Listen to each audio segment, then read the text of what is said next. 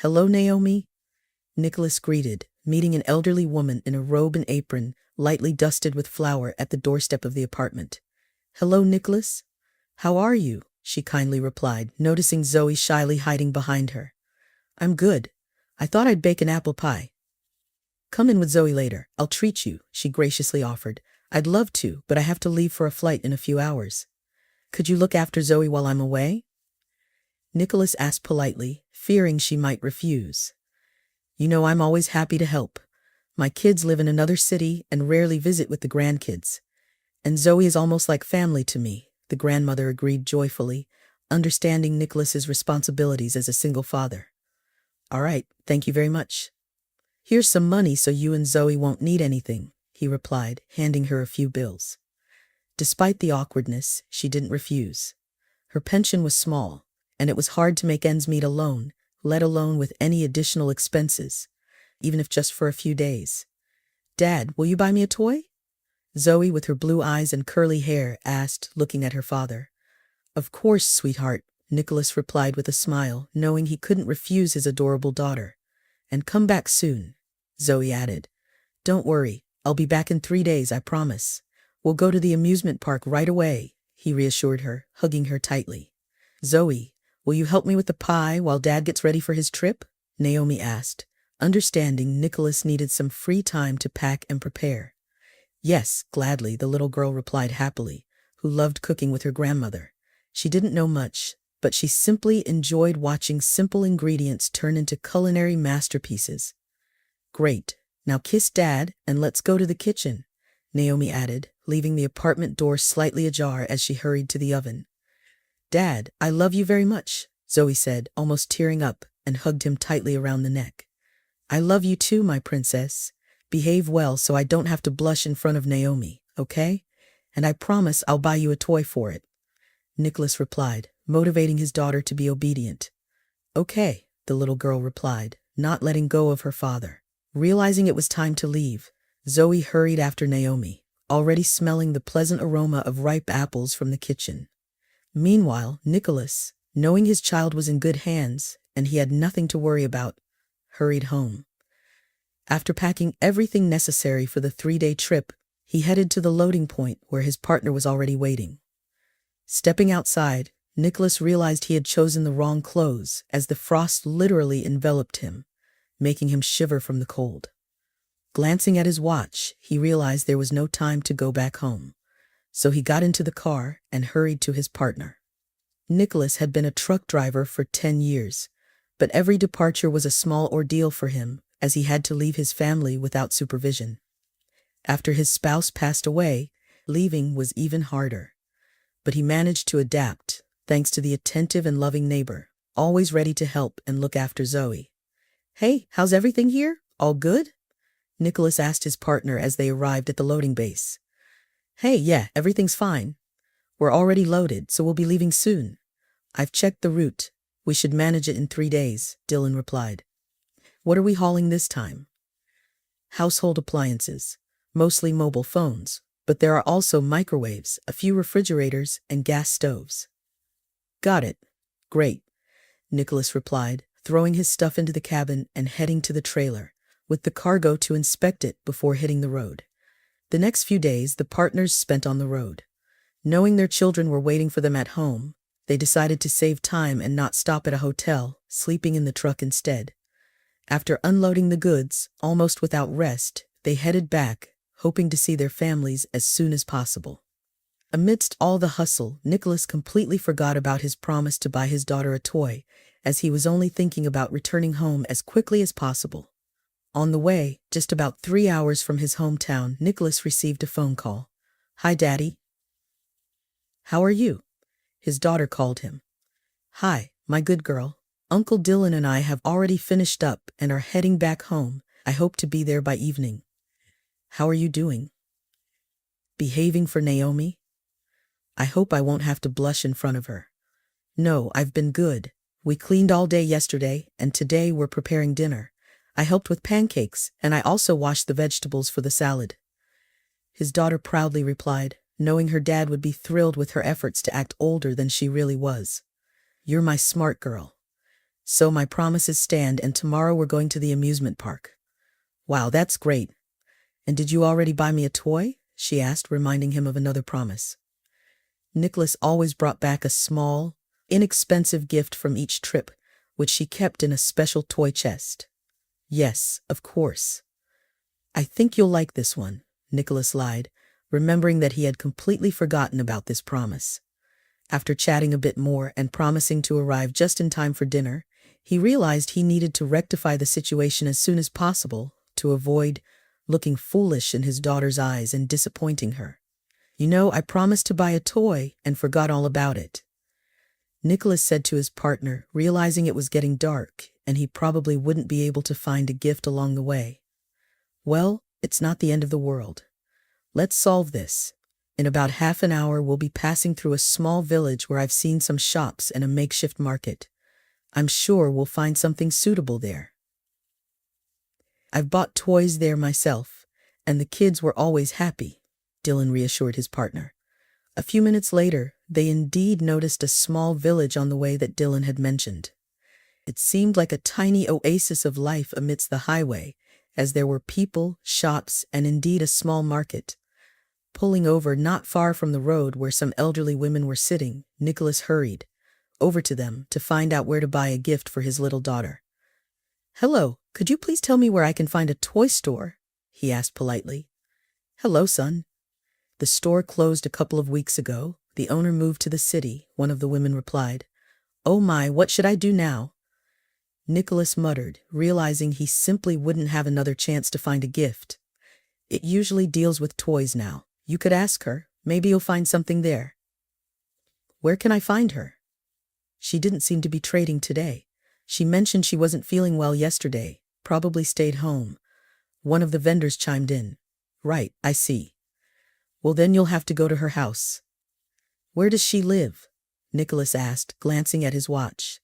"On the next street, third house from the intersection. You will recognize it right away, fallen fence, and it's the only one like that." The woman explained where to find Victoria. "All right, thank you very much." The truck driver replied and, hastily returning to the truck, set off to search. The neighboring street turned out to be quite narrow, so he had to leave the car with his partner and set out on foot to find the right house. After just 100 meters, Nicholas noticed a faded and partially rusty fence lying on the snow-covered ground. Looking up a bit higher, he saw a small house with a roof made of old, hail-damaged slate, which more resembled a creepy house on chicken legs from the fairy tales he used to read to his daughter at night. The appearance of the dwelling didn't inspire confidence, as it seemed like nobody could live there and the building itself had long been abandoned. "Victoria? Victoria?" Nicholas called softly, knocking on the nearest window. "Who's there?" a grandmother asked suspiciously, opening the wooden door a minute later and peering out onto the street. "Hello, sorry to bother you. I was told you sell toys, and I was hoping to buy a gift for my daughter," Nicholas said apologetically. "Come back tomorrow." "I'm not working today," the elderly hostess replied, coughing slightly, her condition clearly not the best. "Sorry." "I'm sorry, but I'm just passing through. I'm returning from a business trip and I promised Zoe a gift. I can't go home empty-handed or she'll cry." Nicholas pleaded, trying to persuade her to spare him a couple of minutes of her time. "Fine, come in," she replied, opening the door wide. Nicholas hurried inside and paused for a moment, feeling even more frightened. From the outside, the house seemed gloomy, but inside the situation was even worse. The half-naked walls with peeling, slightly yellowed wallpaper, the old, partially rotten floor with bowls and buckets collecting melting water dripping through the roof cracks. Maria herself looked only slightly better than her dwelling. Visually, she seemed to be just over 60, but a holey woolen scarf and gray hair made her look even older in Nicholas's eyes. "Choose. This is all I have right now," she added, pointing to several handmade dolls sitting on the edge of the couch. Examining each of them, Nicholas was struck by the talent of the village resident. Despite the oppressive atmosphere, the toys were bright, colorful, and cheerful. Each one seemed alive, with beautiful eyes and a childlike face. Carefully considering all the options, Nicholas immediately noticed one of the dolls, a small blue-eyed one with light hair, sitting in a pink dress with white lace, reminded him of his own daughter. This one, very beautiful, Nicholas said, pointing to the doll in the pink dress. Take it, the hostess replied calmly, naming the cost of the toy. Taking the money, she escorted her guest to the door and offered to come back if Zoe liked the gift. Thank you very much, and get well soon, Nicholas said as he bid farewell. And realizing he was a bit behind schedule, he hurried back to the car. Wow, looks like you managed to find her after all, Dylan remarked, seeing the toy in his friend's hands. Yes, look at this beauty, Nicholas boasted, responding, I think Zoe will love her. They even resembled each other, he added, confirming Nicholas' suspicions. Realizing time was passing and they were a bit off schedule, Nicholas stepped on the gas, barely staying within the speed limit. Arriving in town right on schedule, he realized there was no time to unload the truck full of construction materials this time, so he suggested postponing it until the next day. After dropping off his partner at home, Nicholas headed to the neighbor's house to see and hug his beloved daughter. Hello, this is for you. Nicholas handed Naomi a cake he bought at a nearby store. Hi, Nicholas. Come in. We were just waiting for you. My hands are full, so hurry to the kitchen, the neighbor replied. While he went to the bathroom, she rushed to the girl to cut the treat. Hi, Dad. Zoe exclaimed joyfully, seeing her father in the kitchen. Jumping off the table, she ran to him and practically leaped, hugging him tightly. Hello, my dear. Look what I have for you, Nicholas replied, pulling a doll from behind his back. Wow, she's so beautiful. Just like me, the little girl exclaimed, taking the gift in her hands. Carefully examining it, the girl was impressed by how much the toy resembled her, both in the eyes and the hair color. Do you like it?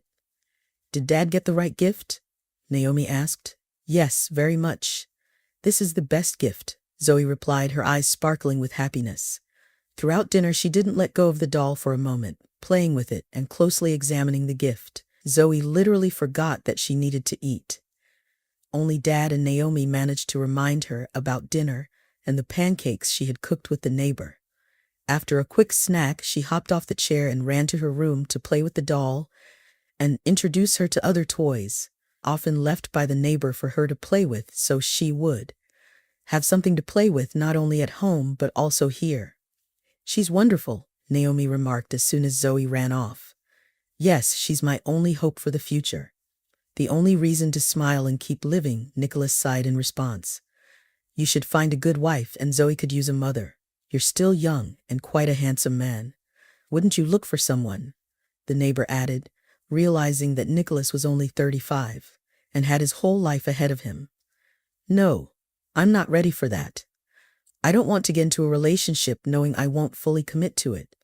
I live only for Zoe. She's the meaning of my life. I doubt I could get used to someone else and let them into my heart. Besides, Chloe still lives there. You just can't find another one like her, Nicholas replied, barely holding back a manly tear. After a little more time spent visiting, father and daughter returned home. Soon, Nicholas tried to put Zoe to bed and read her a bedtime story. Holding the doll tightly, the little girl hugged it and soon fell asleep. Carefully closing the door to his daughter's bedroom, Nicholas went to the kitchen to have a cup of coffee. Thinking about the correctness of his decision and remembering Chloe, he opened the window to smoke.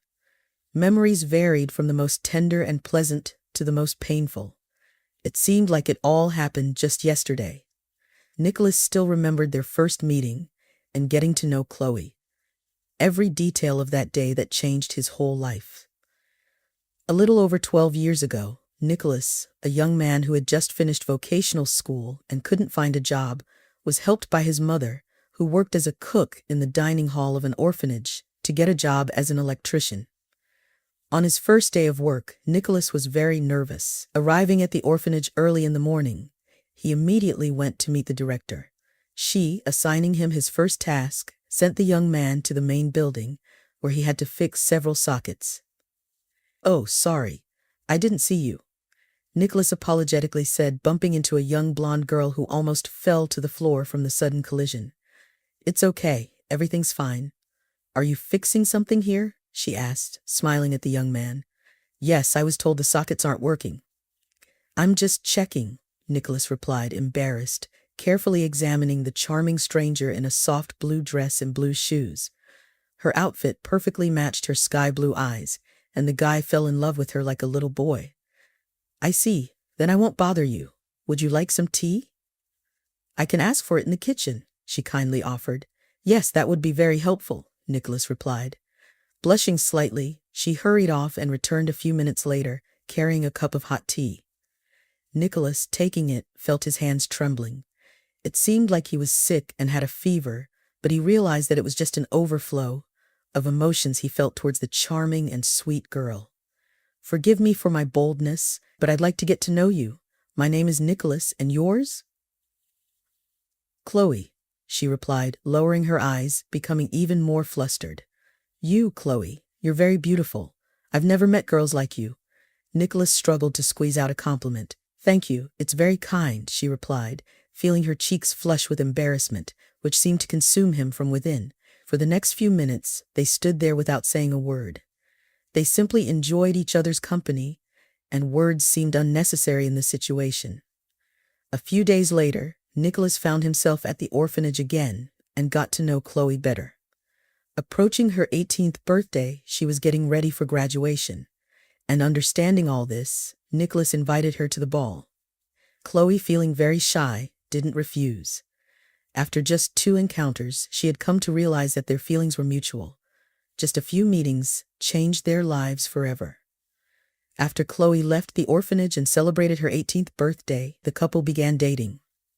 2 years later, they legalized their relationship, becoming husband and wife. It seemed like they were on cloud 9, being with someone each of them was ready to spend their whole life with. These warm and pleasant memories pierced Nicholas's mind, and he, not thinking about anyone other than his late wife, didn't notice that several hours had passed. Realizing it was already late enough, he hurried to the bedroom. On the way, Nicholas peeked into Zoe's room once again to make sure the little girl was asleep. Holding back tears, he looked at Zoe with sympathy, knowing she had to live without her mother. The event that took place 2 years ago was painful for both him and his daughter. Chloe was still very young, but one unfortunate accident changed everything. The next morning, Nicholas woke up a little earlier than usual. After taking a shower and having breakfast, he woke up his daughter and warned her that he would be away for a few hours to deal with the cargo and meet Uncle Dylan at work.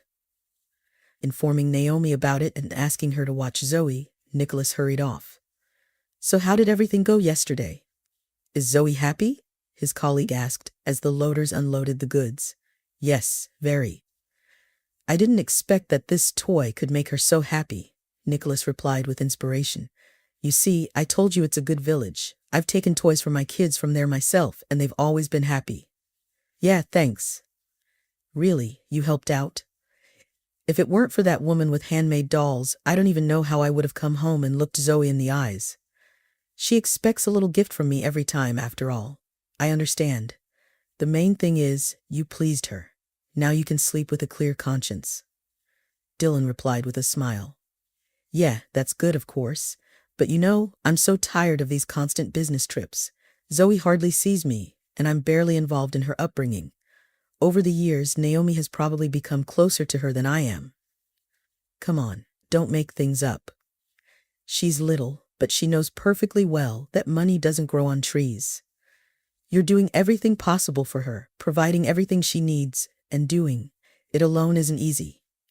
Yeah, I know, but I really miss my old life. After all, Naomi isn't Zoe's real grandmother, just a neighbor. She can't replace her family. But you don't have another choice. Unfortunately, you don't have parents, just like Chloe. And who and where her parents are is a mystery, Dylan replied, trying to support his friend, knowing that his wife grew up in an orphanage and had no information about her relatives. Yeah, I would like to find them, but it's impossible.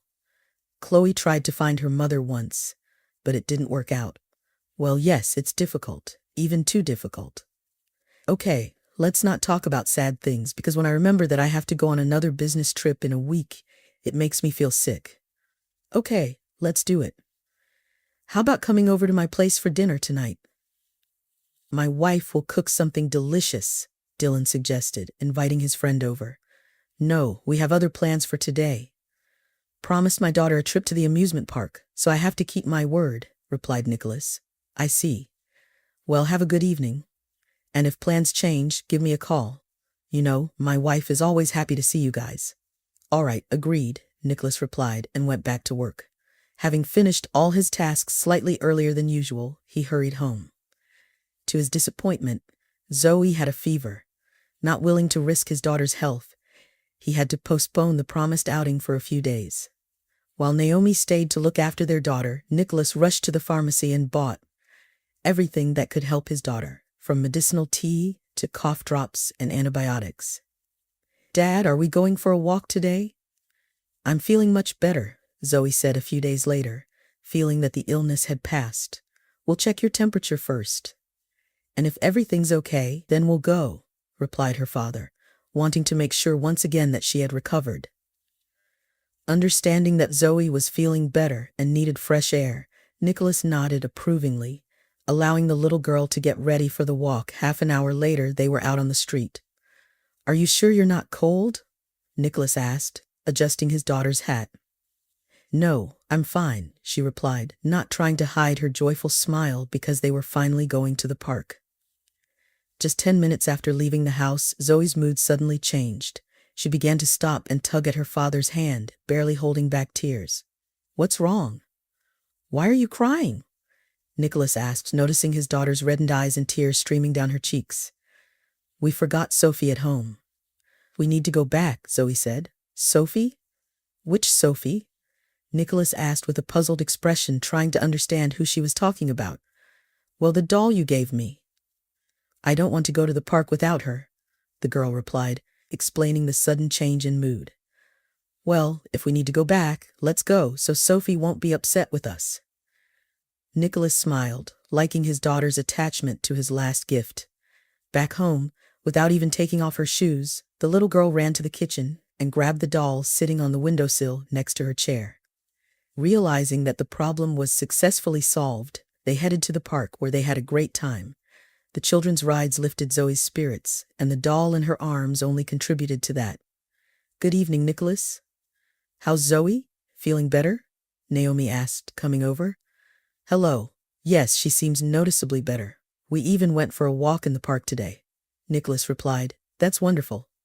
I brought Zoe some delicious cherry jam for tea to strengthen her immune system.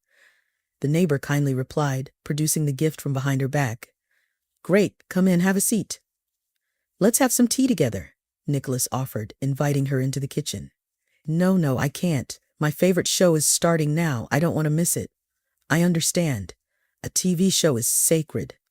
Nicholas smiled, and taking the jar, hurried to the kitchen. Zoe, would you like some tea with cherry jam? I'm coming, the little girl shouted happily, and grabbing her doll, rushed to her father. 5 minutes and everything will be ready, he said, putting the kettle on. Okay, Zoe said, not taking her eyes off Sophie. Wait here, I'll be right back, her father warned, stepping out for a couple of minutes to another room. Returning, Nicholas was horrified to see that his daughter had accidentally knocked over the jar of jam, splattering the table, floor, and her beloved toy. Dad, look what happened to my doll, Zoe said, showing Sophie, whose pink and white dress had turned dark cherry. Well, no big deal. We'll clean it up and the dress can be washed, her father reassured her, realizing that his daughter was on the verge of tears. Will you help me wash it? She asked, hopefully looking into her dad's eyes. Of course. Let's go. I'll prepare everything, Nicholas replied, and heading to the bathroom first, filled a bowl with warm water, prepared detergent and soap. Can you manage, or do you need help?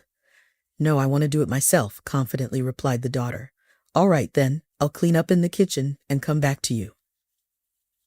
Hurriedly getting things sorted, Nicholas wiped the messy table and carefully cleaned the floor to remove the sweet jam. Hearing his daughter splashing in the bowl of water, he felt joy and pride, knowing that he had a small but already quite grown-up and independent daughter. 10 minutes later, Nicholas returned to the bathroom, where Zoe was washing the doll's dress and was almost taken aback to see it. On the back of the dress, he noticed a beautifully embroidered 4-leaf clover, next to which were two large letters, V and A. Examining them closely, he was literally stunned, not noticing how time passed and what was happening around him. "Dad, are you okay?"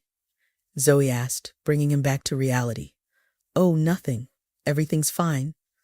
"So is everything washed?" Nicholas asked, taking the handmade dress and rinsing it in soapy water again.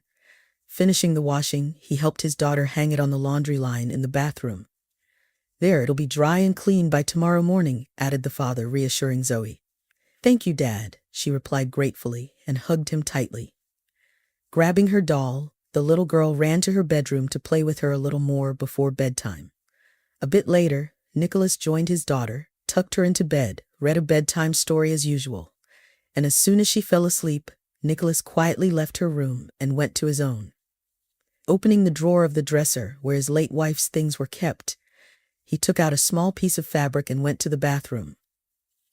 "This can't be," Nicholas muttered in shock, pressing the piece of fabric against the doll's dress and noticing that the patterns and initials on them were identical.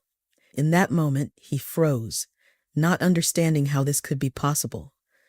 Thousands of thoughts, hundreds of assumptions and versions swirled in his head, all trying to logically explain this. Feeling that he wouldn't be able to sleep without finding explanations, Nicholas went to the kitchen to make himself a cup of strong coffee. Carefully examining the piece of fabric in his hands, he remembered when he first saw it. "Chloe, is this some kind of rag?" he asked, noticing the piece of fabric in the dresser drawer when he was looking for his jeans. "No, of course not. This is the most precious thing I have," she exclaimed, entering the bedroom and seeing what her husband was asking about. Slowly swooping down to him, she snatched the piece of fabric from Nicholas' hands and for a moment closed her eyes, pressing it to herself. "Maybe you'll tell me why it means so much to you," he asked, sitting on the edge of the bed. "You know, I grew up in an orphanage and don't know who my parents are." "Well, yes, of course. So the staff at the orphanage found me on the doorstep wrapped in a pink blanket, and this piece of fabric is the only reminder of my past and how I came into this world. Perhaps someday this piece will help me find my relatives. Look, here are some initials. Maybe they belong to my mother," Chloe said with a trembling voice, pointing to two large letters, A and V. "Do you really want this? They abandoned you when you were just a baby. I think there is no point in looking for people who didn't need you." Nicholas negatively responded to Chloe's desire to find her parents. "I believe it makes no sense. You know, in a way you're right. But it's unfair to judge harshly without knowing what exactly prompted people to do such a thing. Maybe they just didn't love me, or maybe they were forced to do so, thinking I'd be better off elsewhere. I'm not entitled to judge without knowing their motives." "And I would most like to meet them," Chloe replied, almost crying. For her, it was indeed important. And only now, after being married for many years, Nicholas understood how much his wife wanted to find her father and mother. He remembered they even tried to do it, reaching out to various authorities, but they never managed to find any traces, leading to Chloe's relatives. The next morning, entrusting Zoe to the neighbor, Nicholas went to the cemetery to visit his late wife's grave. Finding himself in this gloomy place, creating a depressing atmosphere, he sat down on a bench near the monument with Chloe's photograph. Gazing into her tender blue eyes, he still felt warm feelings, the desire to be with his beloved. Unfortunately, that was no longer possible. His wife couldn't be brought back and time couldn't be rewound. Just one moment, one extra step on the pedestrian crossing at the wrong time, and Chloe's life was cut short. Nicholas still felt a sense of guilt because he could have come earlier, could have picked her up from work and taken her home. But alas, he didn't. "I think I found something that could learn about your past and shed light on the mystery of your birth," Nicholas muttered, once again looking closely at the photo of his late spouse. As he held the piece of fabric in his hands, he constantly looked at the initials and the four-leaf clover, stroking them with his fingers. It seemed impossible and he couldn't believe it, but he firmly understood that such coincidences don't happen. The fabric was too similar, and the pattern with the image was identical. It seemed as if someone was putting their stamp, a so-called mark, that couldn't be mistaken or forged. "I don't know what to do." Is it even worth looking for traces of your past? Nicholas began to doubt aloud, realizing that Chloe was never coming back. He didn't know if he should try to find the old lady who sold him the doll. Did I talk to her about all this and ask in detail where the fabric from which the doll's dress was sewn came from? Maybe she just happened to have it. He continued to speculate, realizing that he might scare the old lady who knew nothing about Chloe or the symbols hidden on the back of the dress. Spending more than an hour at the cemetery, Nicholas asked himself more than one question, trying to understand if he should take any action in this situation. Chloe always supported him, and despite her lack of education, could give quite wise advice on life. Now she wasn't around, and it was hard for Nicholas to make any decisions. After all, he wanted to understand what the consequences would be. Yes, and was it worth doing anything at all? Realizing that he needed to talk about it and discuss this situation with someone, Nicholas headed home. Dylan probably couldn't understand the complexity of it all, so he decided to talk to Naomi. After all, she was older and much wiser than he was. "Can we talk alone?" Nicholas asked, hoping that the neighbor would help him solve the difficult situation he found himself in. "Yes, of course.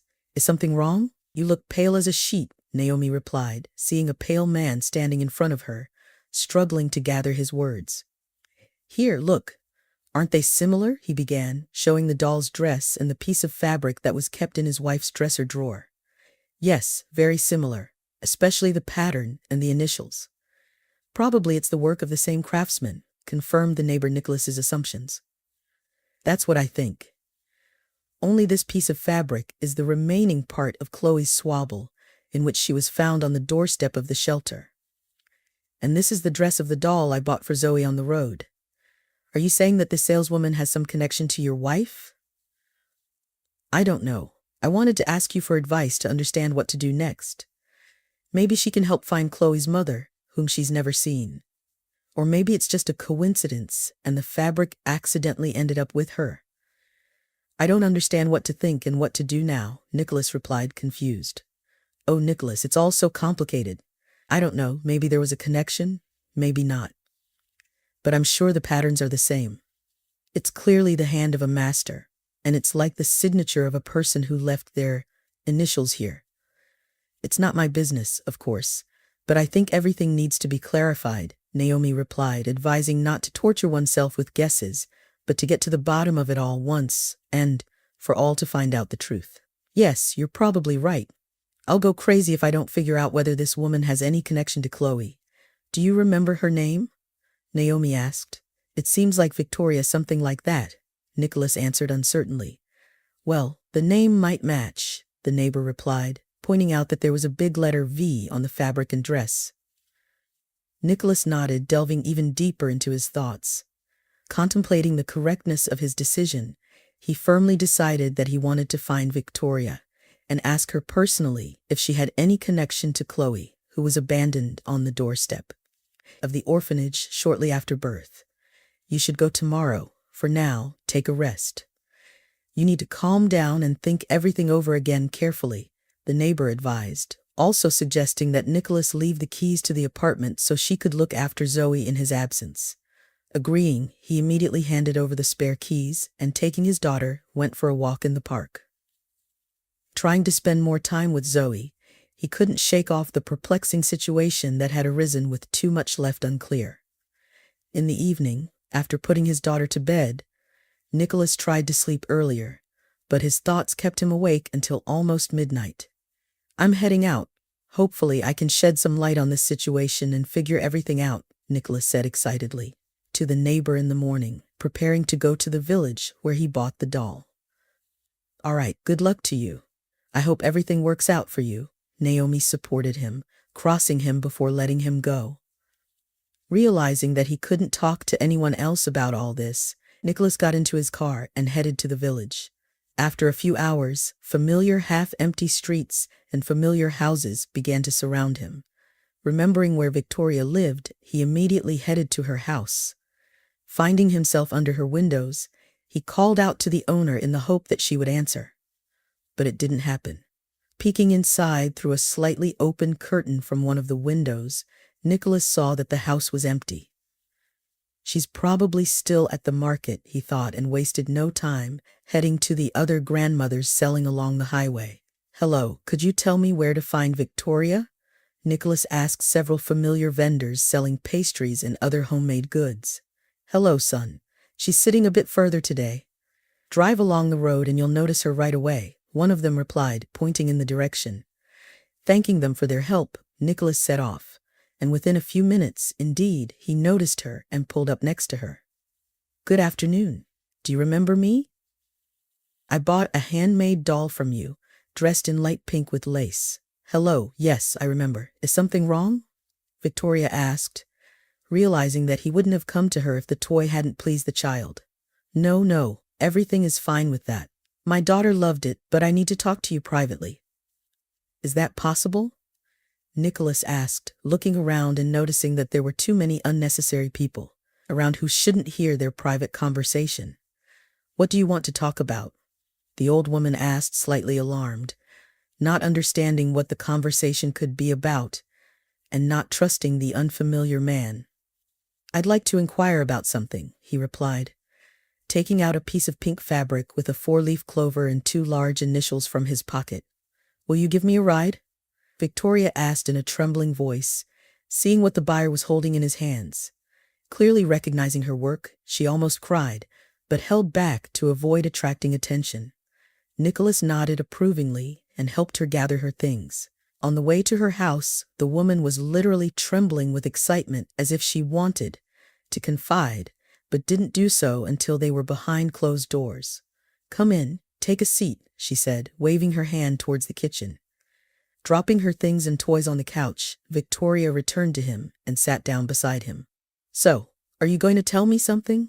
The guest asked again, placing a piece of pink fabric on the table. Where did you get this? Who gave it to you? Victoria asked, barely holding back tears, grabbing the piece of fabric and clutching it tightly to herself. This fabric belongs to my wife, Chloe. She grew up in an orphanage, and that's where we first met, started dating, and eventually got married. This scrap is part of what she was found in on the doorstep of the orphanage 30 years ago. She was left to fate, but the director took care of her as if she were her own daughter. Chloe became the soul of the company. She had plenty of friends, and then we met, falling in love at first sight. Nicholas began to tell, seeing the change in the host's face, listening carefully to every word. You have children, I assume? Victoria asked, making an assumption based on what Nicholas bought from her. Yes, Zoe, she'll be 6 soon. She adores your doll. From the first day Sophia, that's what she named her, became my daughter's favorite toy. Then why did you come alone? Doesn't Chloe want to see me? Wiping away tears, Victoria asked, realizing that her daughter might not forgive her for being abandoned on the doorstep of the orphanage. Unfortunately, that's physically impossible. A few years ago, there was a tragic accident and Chloe's no longer with us. I'm raising our daughter alone, but she doesn't need to know about our conversation at all. She's still too young for all of this, Nicholas said sadly. Upon hearing that her daughter was no longer alive, Victoria couldn't hold back and burst into tears. She couldn't contain her emotions anymore, and the pain from what she heard prevented her from saying a word. Seeing that she was truly upset, Nicholas tried to calm her down and helped her find heart drops to regain composure. I'm so foolish. I've hated myself all my life for what I did, she muttered, wiping away tears. Maybe you'll tell me about it? Nicholas asked, wanting to make sure that he understood everything correctly, and that the woman sitting in front of him was Chloe's mother. I've spent almost my entire life in this village. But like any girl, I dreamed of living in a big city. After school, I managed to escape from this backwater, and I even completed sewing courses. It allowed me to get a job at a sewing factory and rent a room in a nearby dormitory. Gradually, I got used to life in the city, but something happened that changed my life. Meeting and getting to know the driver from the same factory led to me falling in love with him, and we started dating. Sometime later, I found out that I was pregnant and told him about it.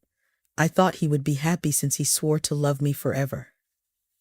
But after this news, he just ran away. I don't know where he is or if he's even alive. I haven't seen him since that day. It was too late to get rid of the child, and I would never have dared to do that anyway. I wanted to return home to the village, but I was afraid of gossip. Honestly, I'm not sure if my parents would have let me in with a child on the doorstep. Soon I gave birth, but I had no money or means to support the girl, so I just had to leave her in the orphanage. Several years later, I got married and my husband and I tried to find our daughter. It didn't work out. We never had children in our marriage, and after my husband passed away, I've been living alone for 15 years. Victoria cried again, recounting the story of her difficult fate, during which she faced many trials and difficulties. Well, I sympathize, Nicholas said sincerely, somewhat understanding why she had to do what she did. He felt that she was telling the truth and genuinely regretted everything. Therefore, he couldn't be angry or wish anything bad. At the same time, he felt extremely uncomfortable being around her. After all, it seemed that somehow this person had betrayed Chloe by leaving her on the doorstep of the orphanage. Several hours later, Nicholas returned to the city. Sitting behind the wheel of the car, he tried once again to replay the entire conversation with Victoria in his head and reconsider it. Thinking that in the end he did the right thing, Nicholas went up to the apartment, meeting Naomi and his daughter.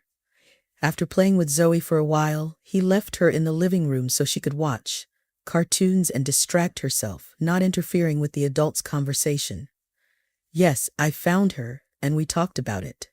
Well, is she Chloe's mother or just a coincidence? She's really her mother. Honestly, I expected something like this, but I still don't know what to think and what to do. I don't understand what feelings I should have towards this person. Right now, I'm just angry because it's because of her that Chloe spent her entire childhood in an orphanage and never knew maternal love. On the other hand, there's annoyance and disappointment, maybe even some sympathy. After all, her life didn't turn out well and now she's completely alone, abandoned by everyone, you could say. I understand you, but I think you need to be kinder to her. After all, she's not a stranger. First of all, for Zoe, you have no one else, just the two of you, and I think the appearance of a grandmother is a fortunate coincidence that shouldn't be avoided. Besides, if Chloe hadn't ended up in the orphanage, you wouldn't have met. Yes, I'm not sure it's a good idea after all. We're used to relying only on ourselves, and besides, you're always there. Well, I'm not eternal. Moreover, I'm just a neighbor while she's a blood relative. Don't worry, talk about it with Zoe. She's still little, but she's very smart. You need to discuss this and listen to her opinion. If the little one is against it, then it's your decision. But if she wants to meet her grandmother, don't stand in the way of that, Naomi advised, stating that families shouldn't be taken for granted to avoid spending life, including old age and complete loneliness. Do you really think it's appropriate? After all, she treated Chloe like that. Nicholas replied, doubting whether this advice would be helpful to him. Don't judge a person by one act. We all make mistakes, but that doesn't mean we should pay for them for the rest of our lives. I think she has already regretted her decision many times. And if she could, she would change everything, the neighbor replied, insisting that he talk to his daughter. Okay, I understand you. I'll think about it. Nicholas spent the next few days in contemplation. It turned out that making a decision wasn't so simple. He needed to carefully analyze everything, weighing all the pros and cons. Almost giving up sleep and replacing it with coffee and cigarettes, Nicholas realized that he needed to act in the best interests of Zoe. Zoe, would you like to meet your grandmother? He asked his daughter, hoping to support her in any decision, even if it wasn't pleasant for him. Do I have a grandmother? The girl asked, looking at her father. Yes, if you want to and don't mind, we can visit her for the weekend. What do you think about that? I'm all for it, Zoe replied cheerfully and enthusiastically. Accepting her decision, Nicholas freed up the weekend from other commitments. On the way to the village, they stopped at the nearest supermarket to buy treats and sweets. Several hours later, Nicholas slowed down near the fallen fence and noticed Victoria digging in the garden nearby. As soon as Nicholas and Zoe got out of the car, she looked up and saw the guests. For a moment, Victoria froze, shocked by Nicholas' appearance on her doorstep. Understanding that she had guests, she began to run around and fuss, trying to do something to improve her home. Hello, I didn't expect you to come back after leaving with a slam of the door. I thought we saw each other for the last time, and I can understand you. But there's a reason to hate me. Don't worry about that. I've thought it all over carefully and realized that I can't treat you this way in memory of Chloe and for the sake of Zoe's future. Chloe never judged you and dreamed of finding her mother. She dreamed of meeting her, of getting to know her. Nicholas replied, politely explaining his decision and hugging the woman, who was barely holding back tears. Meanwhile, Zoe, clearly feeling uncomfortable with a stranger, hid behind her dad, only peeking cautiously at Victoria. "Hi, Zoe. My name is Grandma Victoria," she said, trying to introduce herself to her granddaughter. "Hello," the girl replied distrustfully, stepping back. "Would you like me to show you something?" the grandmother asked with a smile on her face, trying to interest Zoe. "Yes," she agreed, noticing from her father's expression that he was not against it and was behaving completely calmly, trusting this stranger. Victoria, determined to win Zoe's favor, led the girl to the bedroom and showed her the toys neatly arranged on the bed. "Can I play with all of them?" asked Zoe. It was evident that her eyes lit up with excitement, and Victoria couldn't refuse her, even if she wanted to. "Of course, take them. They're all yours?" she replied with a smile, addressing her granddaughter. "Hooray!" shouted the little girl and jumped onto the bed, burying herself in the toys. Meanwhile, the grandmother, deciding not to disturb her, returned to the kitchen, where Nicholas was already waiting for her. "Thank you for coming.